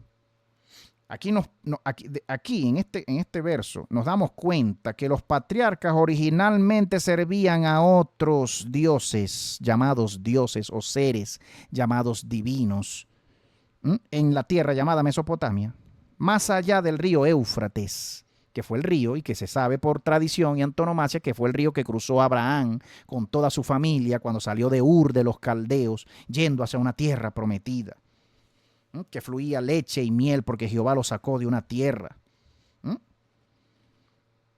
Mesopotamia, más allá del río Éufrates, su tierra originaria, su tierra natal, y durante los siglos que pasaron en Egipto.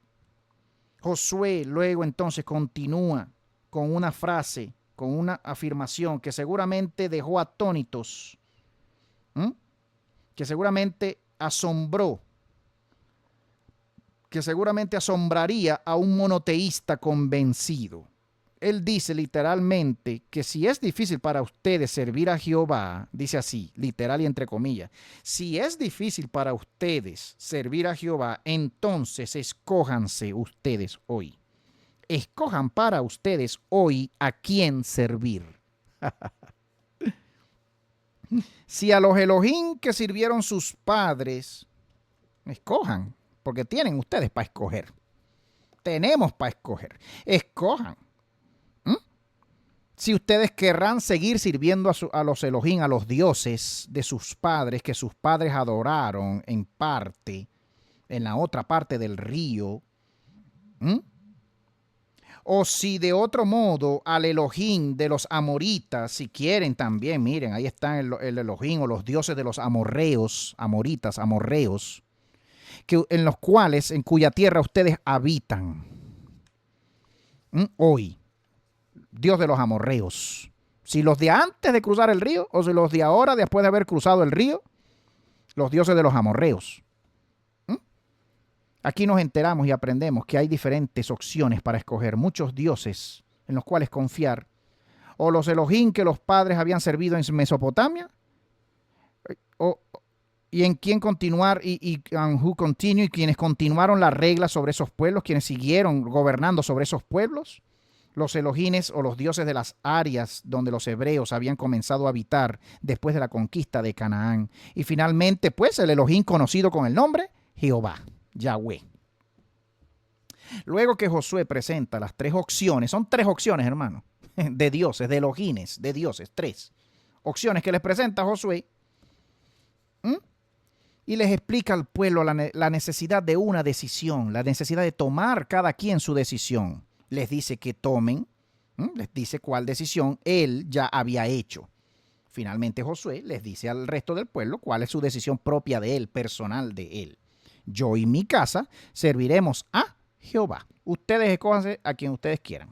Hay aquí para escoger. Aquí hay para el gusto de cada quien.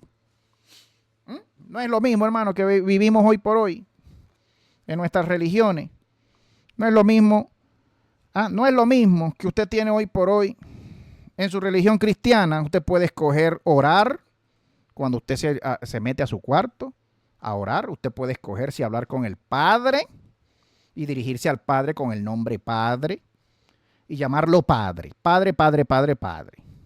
O usted puede escoger dirigirse en ese momento que usted está en su intimidad al Hijo y decir hijo, hijo, hijo, hijo, hijo, diferente al Padre, como se predica en la doctrina cristiana.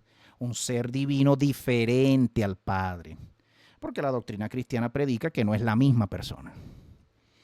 La doctrina cristiana tradicional, la más extendida, porque no es la única, porque estará el que dice que Jesús es el Padre y es el Hijo y es el Espíritu Santo al mismo tiempo. Estará el que dice que Jehová es el Padre, es el Hijo y es el Espíritu Santo al mismo tiempo. Y estarán los que dicen que el Espíritu Santo es el Espíritu Santo, es el Hijo y es el Padre al mismo tiempo, con tres nombres diferentes. Porque hay para escoger, hay para cualquier gusto.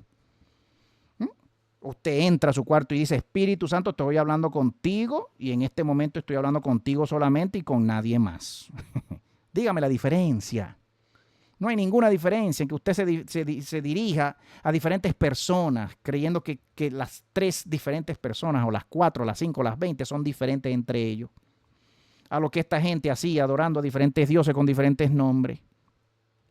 Entra el católico, el hermano, el vecino, el amigo, amiga católica que me oye en esta hora sin ánimo de ofender a nadie, sin ánimo de ofender la fe y la comprensión de nadie en esta hora. No es mi ánimo, yo solamente te estoy invitando en esta hora a que reflexiones, a la reflexión, a que reflexionemos todos en el ser único, del único ser verdadero, supremo, un solo ser, una sola persona. Reflexiona en eso.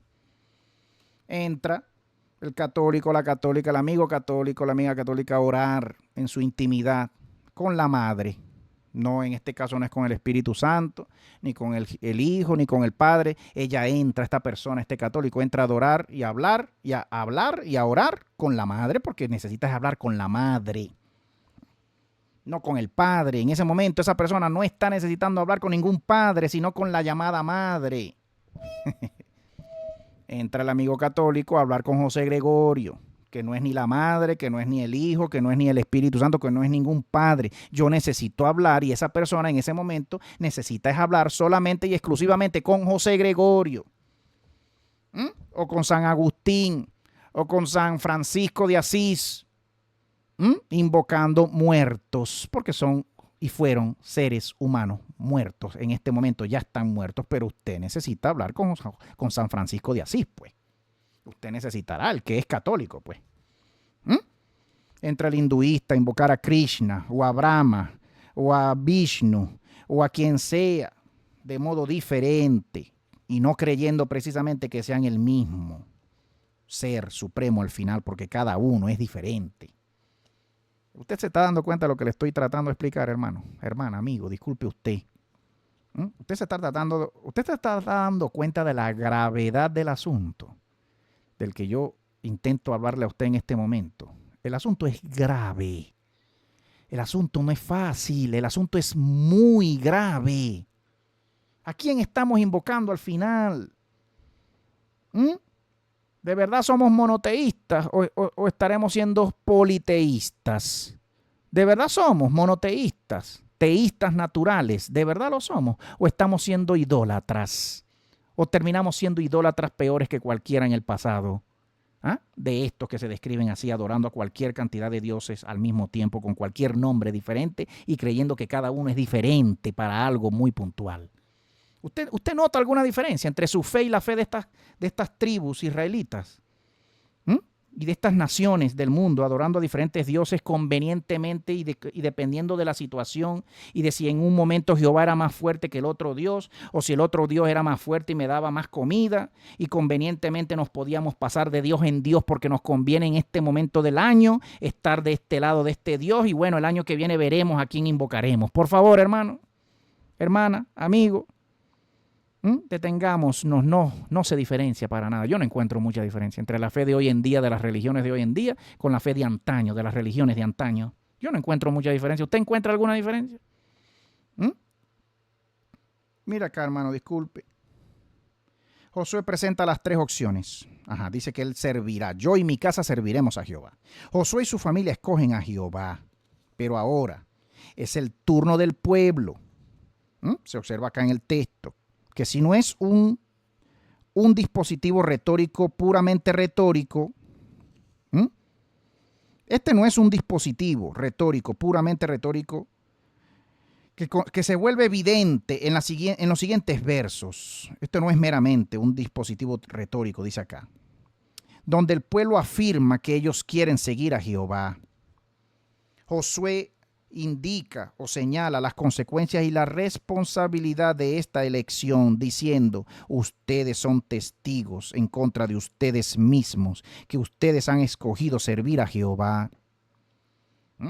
Josué 24:22. El pueblo confirma su elección y lo expresan su compromiso a Jehová y prometen servirle. Josué dice: entonces lancemos a los dioses extraños de entre ustedes, lancen, dice Josué, desháganse, echen a la basura a los dioses extraños. Recuerde usted que cada dios, hermano, en la antigüedad, como cualquier dios, ¿verdad? De cualquier religión idolátrica de este mundo, recuerde usted que cada dios de antaño tenía una representación física en figuras, en estatuas, en figurillas y en estatuas. Igual como se era antañamente, igual sigue siendo hoy en día. Eso no ha cambiado en el mundo, hermano. Las figurillas, las pinturas, los cuadros, las estatuas.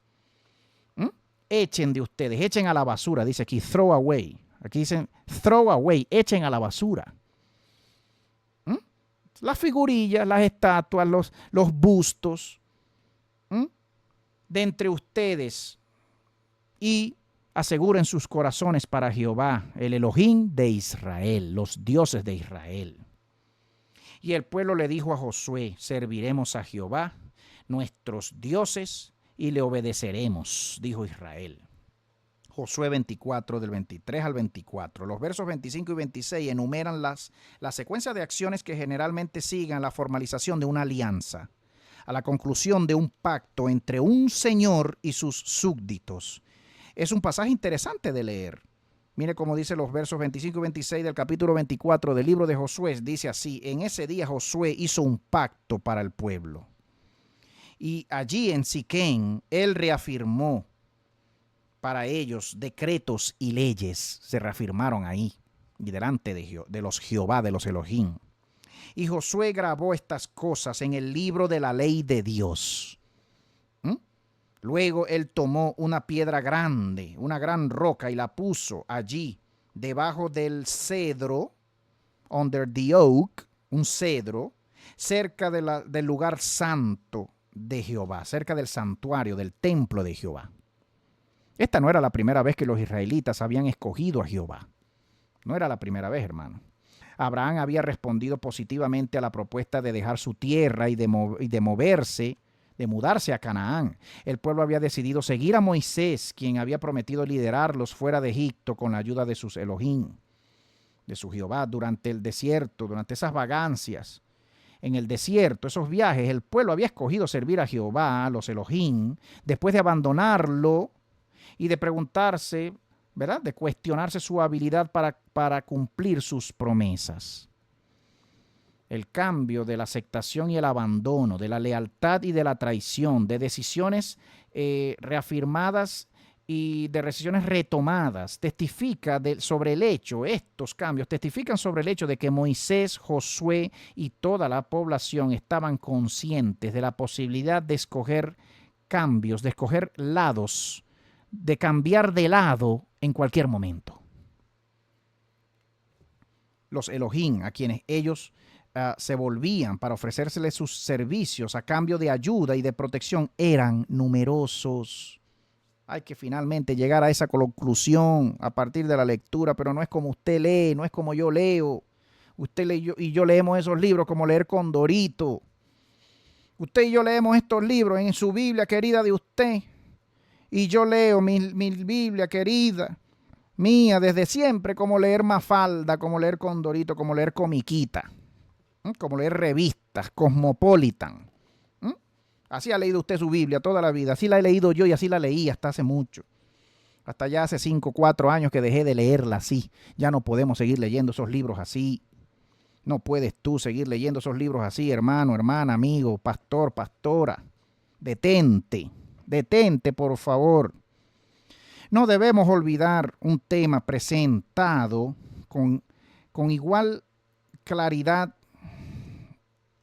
impresionante o chocante en la Biblia. Estas elecciones eran motivadas por conveniencia solamente. Usted no debe olvidarse de eso. Las necesidades espirituales no eran tomadas en cuenta para nada en estas situaciones. El pueblo escogía a los dioses. Quienes parecían ofrecer más garantías en un momento específico. El monoteísmo no tenía cabida en este mundo. El puro monoteísmo, el monoteísmo puro y verdadero, no tenía cabida en este mundo, dice. No existía como tal realmente en este mundo. Esta actitud permanecerá constante en la historia de los pueblos antiguos de Israel, requiriendo intervenciones sin fin de parte de Jehová. Reclamos e intervenciones sin fin. La literatura profética representa la voz desesperada, la voz fuerte y desesperada, un recordatorio constante para repetir el pacto de la alianza que se hizo con el Elohim o con los dioses particulares llamados Elohim, llamados Jehová. Es lo que usted va a observar en toda la literatura profética. Regaño, tras regaño, tras regaño, tras regaño, molestia, genocidio, destrucción, castigo tras castigo, tras castigo de parte de los Elohim, de parte del llamado Jehová hacia el llamado pueblo de Israel. Antes de la reforma religiosa del rey Josías, en los años, ¿verdad?, según la historia oficial, de los años 648 al año 609 a.C., Jehová no era solamente único, was not only not unique, no era solamente no único, no era el único, ¿verdad?, no solamente, sino que también estaba lejos de ser el exclusivo, el ser exclusivo o los seres divinos exclusivos. El culto dedicado a Anat. Habían cultos dedicados a la diosa Anat, al dios Tamuz, a la diosa Ashera. Estaban por todas partes, regados por todas partes. En el capítulo del milagro de Elías discutiremos la adoración a los dioses llamados Baal o Baales, a los Baales como se presenta en la Biblia de modo plural. Los al Baal, porque en la Biblia se presenta de modo singular y plural. Baal y Baales, los gobernantes de los territorios del norte, los Baales. Bajo el rey Sedequías, de los años 715 al año 687 antes de Cristo, estos llamados cultos paganos, entre comillas, porque ya pasa a ser ahora entre comillas, hermano. ¿Ah? ¿A qué podemos llamarle pagano entonces? Cada dios, cada deidad va a llamar pagano al culto del otro dios diferente a él. Usted y yo somos paganos para los musulmanes. ¿Sabía usted? Usted y yo somos llamados infieles en el Corán. Usted y yo que no invocamos a Alá, ¿verdad? Cualquiera, de cualquier persona de cualquier país del mundo que no invoque y no adore a Alá, en el Corán se le llama infiel y es digno de muerte. Hay que acabar con cualquiera que no invoque a Alá. Aunque muchos musulmanes indican y digan que el Corán no lo dice, sí lo dice. El Corán dice en muchas partes que con los infieles hay que acabarlos y hay que asesinarlos. Aunque muchos musulmanes, gente muy seria, gente muy inteligente, muy seria, y para nada, en muchos casos, no tan fanáticos como otras ramas más fanáticas del Islam. Cuando sabemos que en el Islam hay ramas y subramas, igual como en el judaísmo, igual como en el cristianismo, pero usted y yo somos dignos de muerte por no invocar a Alá. Usted y yo somos infieles, usted y yo somos paganos, así como usted llama pagano al musulmán. Así como usted y yo llamamos, o yo ya no puedo decir aquí. Es lo que dice aquí el doctor Biglino. Aquí pone el nombre pagano entre comillas. Bajo el rey Sedequías, los llamados cultos paganos fueron abolidos, pero rápidamente reintroducidos por su sucesor, Manasés, su hijo, del año 687 al año 642 antes de Cristo. Usted ve eso bien curioso, hermano, entre los reyes de Israel. Una curiosidad de las más curiosas de esa Biblia suya, de esos libros, es ver cómo cada rey que llegaba y gobernaba Israel, el reino de Israel y el reino de Judá, cada rey se escogía a sus dioses, cambiaban de dioses. Se escogía a Jehová, a los Elohim Jehová, y después venía el siguiente y escogía a Sera, a los Baales, y después venía el hijo de él y volvía a escoger a Jehová, y después venía el rey siguiente y volvía a escoger al rey. Una cosa curiosa, una cosa que uno dice, Dios mío, ¿qué loquera es esta? ¿Ah? ¿Qué loquera es esta?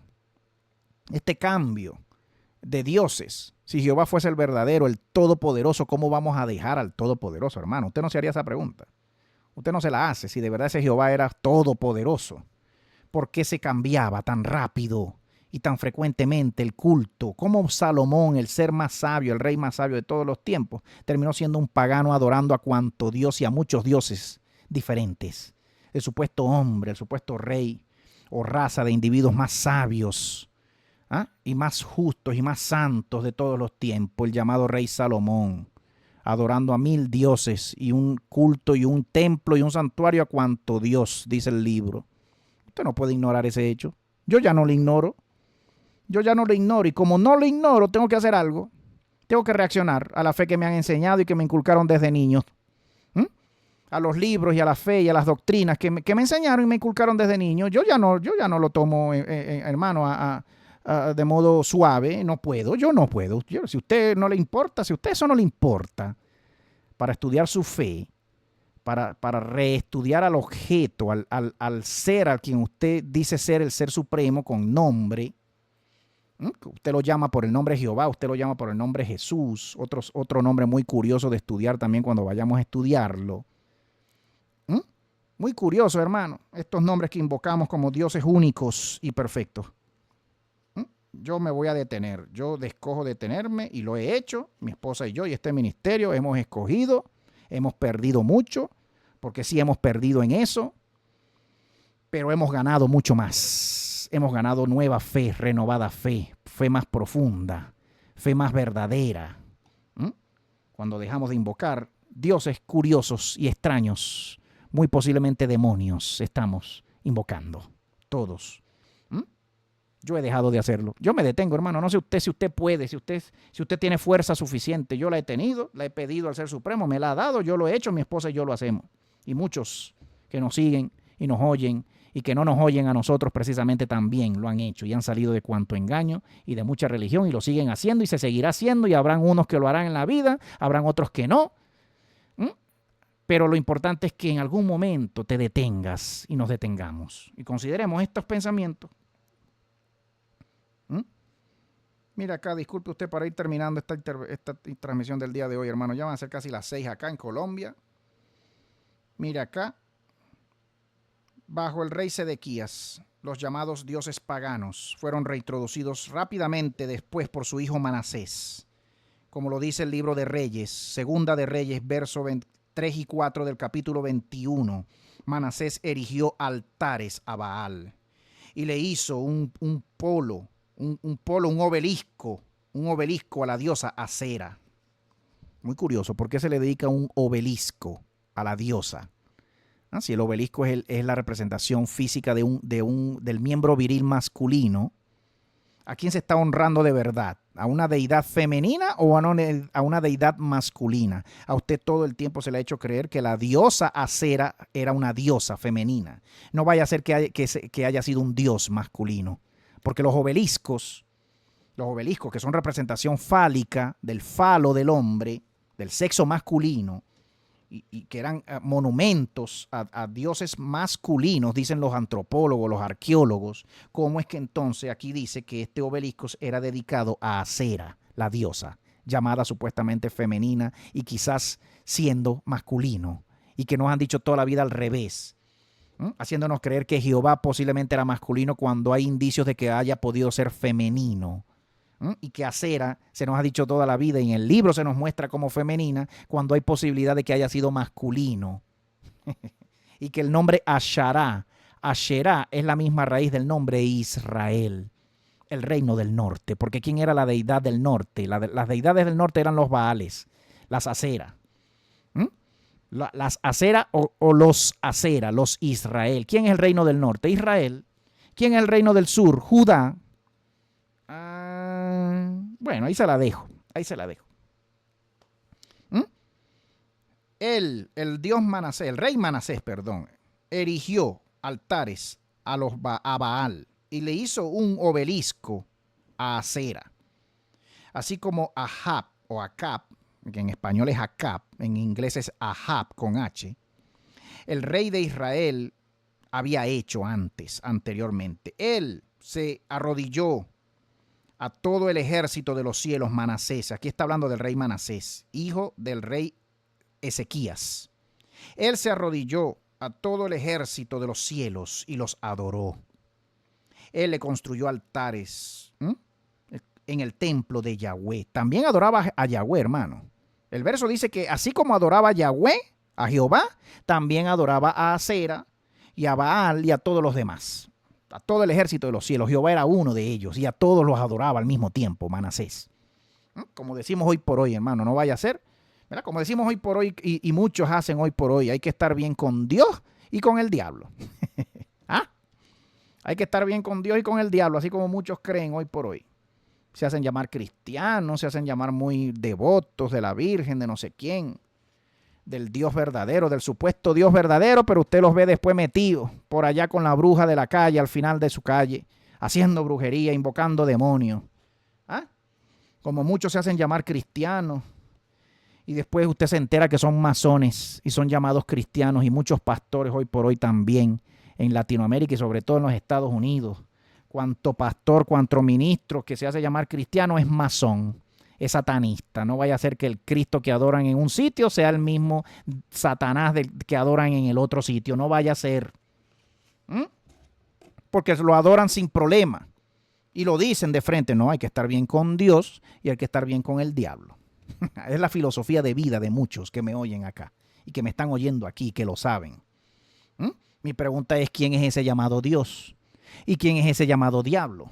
Habría que ver quiénes son esos que ellos llaman Dios en singular cuando el origen es plural, dioses, y quiénes son esos que llaman Satanás en singular cuando el origen es Satanael, Satanaín en plural, Satanes. ¿Quiénes son esos dioses, esos llamados dioses y esos llamados satanes? ¿Serán todos al final demonios? ¿O serán todos manifestaciones físicas del Ser Supremo verdadero, como quieren creer y se engañan todos? Y se engañan las religiones de este mundo y mucha gente se sigue autoengañando con eso. El origen de la palabra Dios en singular es un origen plural. Es una mala traducción. Cuando decimos Dios en singular en español moderno, no estamos diciendo singular, estamos diciendo plural. Usted está diciendo dioses, dioses, dioses. Que los dioses te bendigan. Cuando usted dice Dios te bendiga, usted le está diciendo a la otra persona que los dioses te bendigan, porque el origen de la palabra en singular es de origen plural. Elohim, Theoín, Theoín, Theos. Después pasa al plural en griego, Theos, de donde viene la S que le llega después al latín, Deus, de donde viene después el español, Dios. La palabra es en plural. Usted puede decir, ay, hermano Teo, usted está loco. Usted sí está loco, usted se volvió loco, hermano Teo. Pero yo cumplo con contarle, hermano, yo soy lingüista, traductor, igual que Biglino, profesional, estudiado. No soy cualquier traductor de la calle que no tiene estudios, que no tiene lectura, que no tiene... No, hermano, yo lo hago a modo profesional. Yo soy profesional de esto que le estoy contando. Le estoy aquí traduciendo en vivo. Usted escoge si escoger o no. Usted escoge si creerme o no. No hay problema, siempre es así. Pero yo lo voy a seguir diciendo. El ejército de los cielos también era conocido por el profeta Isaías, quien claramente lo distingue de los reinos terrestres cuando él clama en el día de Yahweh. En ese día, Yahweh, Jehová, castigará al ejército de los cielos, de lo alto. Castigará al ejército de las alturas en las alturas. Y el rey, y los dominios del rey, y los reinos de la tierra en la tierra. Isaías 24, 21. Cada ejército, cada reino es castigado en su propio lugar de ubicación, por así decirlo. Los que están en las alturas serán castigados en las alturas, y los que están en la tierra serán castigados en la tierra. ¿Sí? De modo similar, el rey Manasés adoraba a todos los ejércitos de los cielos. En plural. Cielos, skies. Whole army of the skies, de los cielos. Mire que cuando la Biblia habla de cielo no se refiere a ellos en singular, sino en plural. Recuerde que la frase dice los cielos y la tierra. Recuerde que la frase en Génesis 1:1 dice los Elohim, los dioses, crearon los cielos. En muchas versiones se traduce como en plural, aunque en su Biblia pueda estar en singular. Los cielos y la tierra. No es un solo cielo, no es una sola tierra llamada celestial, de gigantes y de demonios, son varios. El libro de Enoc dice que son mínimo 7. Mínimo, dice el libro de Enoc, 7. Y el Talmud y el judaísmo y la Kabbalah le habla a usted de muchos cielos, de diferentes cielos, igual que el libro de Enoc. Como lo dice la Biblia en plural, los cielos y la tierra. De la tierra siempre es en singular. Nunca va a escuchar usted las tierras. Siempre va a escuchar la frase en singular, la tierra. Pero cuando se habla del cielo, se dice siempre en plural. Cielos. Los raquía. Raquía. Morfema de plural. En hebreo también. Raquiajín. Rayaquín. Raquia. Raquiaín. Se menciona en los originales en plural. El monoteísmo, obviamente, no era una opción viable. No había una verdadera adoración monoteísta a un solito Dios, ser supremo existente, solito y exclusivo, porque no había uno solito para adorar, habían muchos a quien escoger adorar. Quizás el futuro nos permitirá aceptar esta afirmación con algo de serenidad.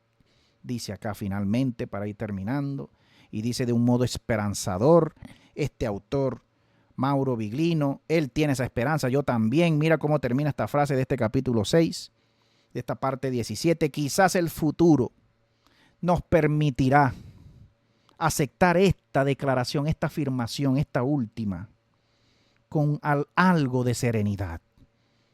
Entender que el monoteísmo en tiempos antiguos no era una opción para el mundo, porque las humanidades antiguas eran gobernadas y esclavizadas por humanidades gigantes y por seres gigantes, individuos gigantes que gobernaban esta tierra y que esclavizaban a humanidades inferiores y los marcaban a cada quien con su marca. Cada gigante que gobernaba en cada tierra tenía una marca para gobernar sobre esa tierra y marcar a su ganado y a sus humanos esclavos que le servían en esa tierra. De esos estamos hablando, hermano, de esos dioses. Esos son los dioses de la Biblia. Dioses humanos, humanidades gigantes, reyes. Canaán, una tierra de gigantes. Éramos como langostas, dice los espías. Éramos como langostas delante de ellos. Esas humanidades inferiores se rebelan después a esos gigantes y los destruyen en la batalla. Hoy por hoy se habla mucho, hermano. No sé si usted ha escuchado incluso. Me imagino que sí, yo lo he escuchado mucho. Y reposteo a veces algunas cositas. Se habla mucho de la llamada civilización tartaria, destruida supuestamente en un llamado último reseteo hace un mínimo, según algunos autores, de 250 años. Toda la región llamada Siberia, toda esa región del norte, de lo que llamamos Asia, el norte de Asia, toda esa región rusa, conocida con el nombre de Siberia actualmente, tenía nombre en mapas antiguos que usted puede ver todavía, que usted puede encontrar en internet, tenía el nombre de Tartaria, los tártaros, el norte. Como en efecto se habla del tártaro, del Tartarus en la mitología griega, en la mitología romana, con ese nombre, haciendo mención de que esas eran las tierras más norteñas y con ese nombre se conocía a las tierras más del norte, las tierras del Tártaro. Y que el tártaro es un sinónimo, hoy lo sabemos, se sabe en literatura, que el tártaro es un sinónimo para lo que hoy por hoy se entiende y se traduce con la palabra infierno en español. Que usted cuando piensa en esa palabra, obviamente usted piensa en fuego, usted piensa en lava, en fuego, en castigo, en tortura, en regiones por debajo y debajo de la tierra, pero no precisamente en las llamadas regiones del norte de la tierra, que en un mapa sencillamente lo van a llevar a usted, ¿verdad? A las regiones que hoy conocemos como Canadá, como Rusia, ¿verdad? Como el Polo Norte, o yendo hacia un llamado Polo Norte en una esfera, pero que si usted entiende que el Polo Norte no existe porque el mundo es plano, circular, usted va a entender que el Polo Sur es el centro de la Tierra plana y el Polo Norte lo más extremo, lo más alejado hacia el norte. Tartaria, hermano. Los pueblos del norte, que algunos dicen que fueron destruidos por un último cataclismo mundial, un último reseteo y cataclismo mundial en tierra y en lodo y en agua, que arrasó con todas esas regiones del norte de Europa y que hoy por hoy cubre a esa región, según los mapas actuales, están cubiertos, esas regiones y esos estados y esa Siberia de Rusia cubierta de hielo, pero que hoy por hoy muchos investigadores, arqueólogos, sacando y removiendo la tierra y encontrando cuánta raza gigante y cuánto animal gigante de esas tierras llamadas norteñas, de esa tierra llamada Tartaria, el Tártaro, las tierras más al norte, que según algunos estudiosos no tiene nada que ver con tierras en lo profundo de la tierra, tierras de fuego, o con infiernos, como se describen en la Biblia, tierras infernales y de lava, donde supuestamente están los demonios y donde supuestamente reina Satanás y todos sus demonios. Usted no puede ir hoy por hoy, muy al norte en este mundo, muy al norte, muy alejado de Moscú, más allá al norte de Moscú o de las repúblicas soviéticas, ¿verdad? De Mongolia, más al norte de Mongolia, usted no puede ir porque son tierras cubiertas de hielo y están todavía muy alejadas del Polo Norte. ¿Por qué esas tierras están cubiertas de hielo? ¿Por qué? Es la pregunta, cuando en mapas antiguos no están cubiertas de hielo. ¿Por qué el norte de Canadá, Groenlandia, se observan mapas antiguos verdecitos y tierras pobladas y verdes en el mapa de Urbano Monte? Búsquelo, copia este nombre, Urbano Monte. Mapa de Gleason, donde se observa que las tierras del norte o más al norte para nada estaban cubiertas de hielo en mapas antiguos del siglo XV, del siglo XVI, del siglo XVII. No estaban cubiertas de hielo en esos mapas. No salen cubiertos de hielo. Ahí se la dejo. ¿Por qué? Para decirle a usted que son tierras misteriosas, son tierras que no convienen que usted conozca, que usted visite mucho, ¿verdad? Porque son tierras que fueron arrasadas por humanidades más posteriores en el tiempo, más reciente, nuestras humanidades más cercanas a nosotros, para poder acabar con todo indicio de tierras de gigantes, habitadas por gigantes. Apenas todavía hace 5 siglos y hace 6 siglos y hace 7 siglos. Todavía esta tierra más al norte está habitada todavía por tierras más gigantes y tierras de gigantes. Ahí se las dejo, hermano. Es lo que se dice hoy por hoy de la tierra llamada Siberia y del norte de Canadá y de Groenlandia mismo. Tierras que hoy se dicen que están cubiertas de hielo. Son tierras que cubren muchos secretos, hermanos, como se habla también de la Antártida. Una tierra hacia el sur, hacia el centro del mundo plano antiguo, cubierta de hielo porque cubre muchos misterios y muchas civilizaciones antiguas, gigantes y monstruos y montañas y dragones y gigantes humanos y animales de cualquier tipo y de cualquier raza. Usted no ve toda esa literatura llamada Narnia, llamada El Señor de los Anillos, llamada, como sea que nos llama la literatura nórdica. Usted no ve que son tierras fabulosas, tierras fantasiosas, donde cohabitaban humanidades de todo tipo, humanidades con cabeza de ganado, de vaca, de buey, humanidades con cabeza de águila, humanidades con cabeza de león, como se escribe en Ezequiel 1. Hermano, cuando usted lee Ezequiel 1 en su Biblia, o por lo menos cuando yo lo hago, yo pienso en Narnia, en las películas de Narnia, en la trilogía de Narnia. ¿Usted no ha leído la trilogía de C.S. Lewis? Famoso autor cristiano, que terminó siendo cristiano, y las películas de Narnia. Yo lo invito, vaya y busque Narnia. Usted va a ver humanidades, humanos, sobre 2 piernas, 2 patas, con cuerpo y tronco de humano, brazos de un ser humano, pero cabeza de buey, cabeza de oso, cabeza de león. Y usted va a ver humanidades de cualquier tipo. Usted va a ver la bruja blanca, usted va a ver a Aslan, el león Mesías, que muere y resucita al tercer día, un león. Usted va a ver a Aslan, usted va a ver a los niños, reyes, que son invitados como reyes a ese pueblo misterioso, a esa tierra fantasiosa. Bueno, aquí seguimos hablando. Qué bueno. Aquí sigue hablando nuestro hermano Hilde, defendiendo su fe masónica. Está bueno, Hilde, qué bueno, gracias a ti. Igual que yo acá dice él de que cree en un ser supremo, un ser superior, un ser creador, un arquitecto del universo. Solo que ustedes los masones, Hilde, lo llaman arquitecto, ¿verdad? Como si fuese humano varón, humano hombre, un dios masculino. Así lo llaman en la masonería y se descubre en efecto a un dios masculino en la masonería, ¿verdad? Y se respeta, Hilde, tu opinión, te la respeto, hermano, no estamos de acuerdo, pero te la respeto cuando mencionas acá. No eres satanista, espero que no lo llegues a hacer nunca, pero si sigues subiendo de grado, es posible que te espere eso o te inviten a eso. Espero que tú seas sabio en ese momento cuando ese tiempo llegue a tu vida, porque leyendo y oyendo muchos videos de masones de alto grado terminan diciendo en efecto que ellos adoran a Lucifer. Así lo dicen.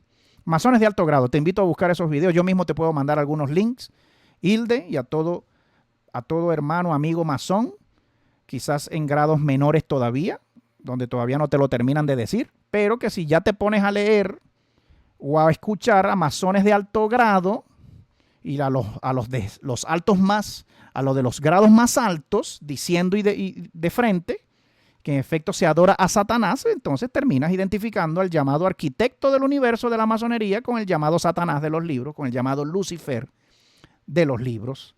Nos hacen creer que es una deidad masculina cuando hay indicios de que puede ser o de que pueden ser deidades femeninas, las más antiguas de la humanidad, con ese nombre, la estrella de la mañana, de Apocalipsis 22:16, el mismo nombre que utilizan muchos masones para referirse al llamado gran arquitecto del mundo.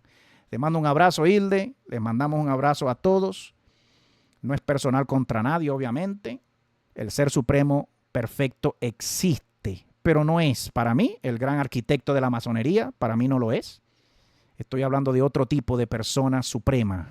Estoy hablando de la persona suprema. Yo no lo identifico precisamente con el llamado gran arquitecto de la masonería, ni con el llamado Jesús del cristianismo, ni con el llamado Buda del budismo, ni con el llamado Brahma del hinduismo, ni con el Alá del Islam, no lo identifico con ninguno de esos, Hilde. Te cuento, podemos seguir hablando de este tema por estas vías o de un modo más privado, con gusto, con respeto, con cariño, con mucho cariño y mucho respeto, pero te comparto mi creencia también en esta hora. Si alguien nos ha escuchado, si tenemos aún más amigos masones en esta hora escuchándome, o católicos o musulmanes, pues saludos, abrazos a todos. No es nada personal contra nadie, es contra la religión, es contra la idolatría, siempre. Que destruye a los pueblos y que solo trae miseria y desgracia a las vidas y a las almas. Un abrazo a todos, un saludo de mi esposa también, nuestras oraciones por ustedes, al Ser Supremo sin nombre y sin cuerpo, y sin género, sin sexo, el que llena toda la vida y el que sostiene la vida, ese Ser Supremo. A ese Ser nos encomendamos y a ese Ser invocamos, al Ser que nos da la vida todos los días. Abrazo y saludos, hasta la próxima transmisión. Oramos por ustedes, no dejen de hacerlo ustedes por nosotros. Un abrazo. Gracias a todos.